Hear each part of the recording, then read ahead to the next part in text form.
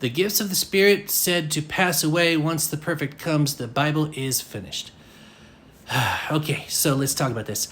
I am rather frustrated when this happens. Now, look, I know that people like this are just simply saying what they've been taught. The problem is that the people who are so adamant about not using eisegesis, that's when you read something into the scripture that isn't there, are also guilty of it, especially in this passage. So this idea comes from this passage where it says certain things won't pass away, which is faith, hope, and love, and the greatest of these is love. Okay?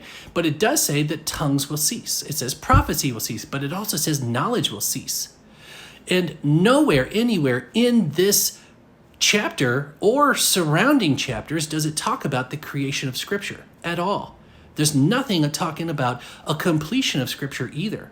The perfect that it's referring to is the perfect love. When perfect love comes, when our perfect embodiment of being with Christ and God, when that comes, there will be no need for tongues or prophecy or knowledge because we'll have everything. We'll have Him.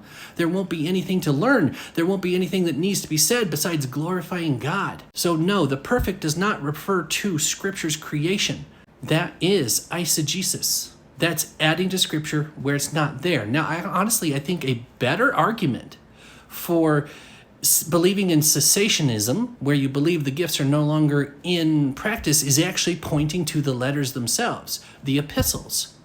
How you get further in the letters, they talk less and less about the gifts. I think that's a much better argument. Now, there is an answer for that, quite frankly, because we still have those letters. We know they kept them so they could refer to them.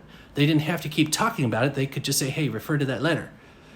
That's an answer for that, but it's still a better argument than going to this verse and saying something that isn't there. So please just be careful with that.